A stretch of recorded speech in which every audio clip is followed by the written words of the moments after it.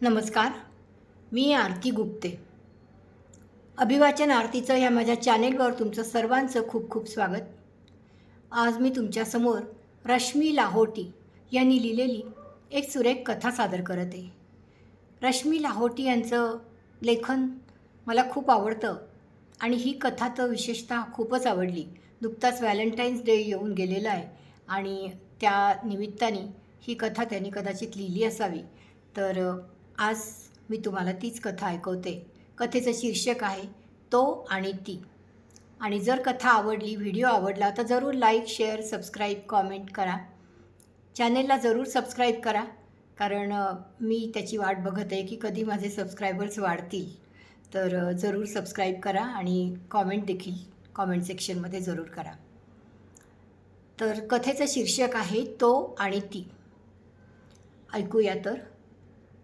चार चौघांसारखं सर्वसाधारण जोडपं. तो घरासाठी मेहनत करायचा आणि ती घराला घरपण द्यायची. कधी तो रागवायचा तर ती मुसमुसायची. कधी ती चिडचिड करायची तेव्हा तो सावरून घ्यायचा. सगळी वादळं, मतभेद पेल्यातल्या पेल्यातच शांत व्हायचे दोघांच्या समजूतदारपणामुळे. त्याने कधीच उघडपणे तिच्या रुचकर स्वयंपाकाची, तिच्या कलागुणांची खूप स्तुती काही केली नाही. त्याने कधी तिला सहजच म्हणून कुठलीही भेटवस्तू देऊन सरप्राईज दिलं नाही. कधी हळवं होऊन दोन शब्द बोलला नाही की कधी पुढाकार घेऊन फिरायला नेलं नाही. कौतुकाची थाप कुणाला नको. तिला त्याचं साधं सरळ चौकटीतलं राहणं बोचायचं. सिनेमातल्या हिरोसारखं मनाला सुखावणारं त्यानेही कधीतरी बोलावं, वागावं, रोमॅन्टिक शब्दात तिला बंदिस्त करावं, ह्यासाठी ती आसुसलेली असायची.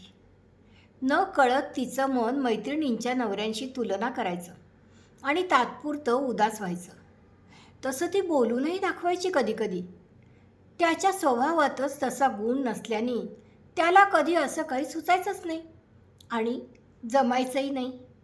पण व्यक्त केलं की मात्र लगेच तो तिची जमेल तशी फरमाईश पुरी करायचा.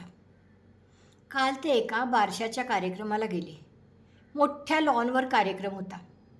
20 स्टॉलचा बुफे होता आणि स्टेजवर सुरेल गाणी, भजनं, भावगीत म्हणणारा एक समूह आपली कला सादर करत होता.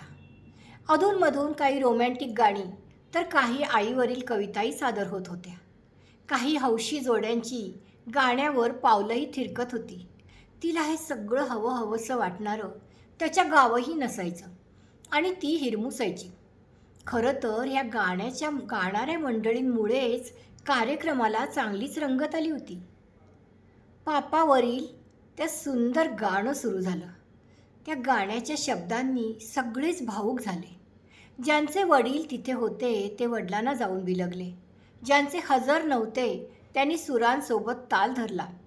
ज्यांचे बाबा आता कधीच परत दिसणार नव्हते ते खास करून मुलींचे अश्रू मात्र गालावर ओघळू लागले. तिनेही 6 महिन्यापूर्वीच तिच्या बाबांना गमावलं होतं. तिचे डबडबलेले डोळे वाहू लागले. बाण फुटल्यागत. इतका वेळ दूर गर्दीत मित्रांच्यात व्यस्त असलेला तो क्षणार्धातच तिच्या समोर हातात पाण्याचा ग्लास आणि खिशातला रुमाल समोर करत उभा राहिला. इतरांची पर्वा न करता आणि शब्दाने काहीही व्यक्त न करता त्यांनी हलके जवळ घेऊन तिला थोपटलं आणि तिचा गुलाबाविना, चॉकलेटविना, कोणत्याही टेडीविना, गिफ्टविना, प्रणयी मिठीविना तिचा अख्खाच्या अख्खा व्हॅलेंटाईन वीक साजरा झाला. गाण्यासाठी वाजल्या तितक्याच कौतुकाच्या टाळ्या त्याच्यासाठीही वाजल्या.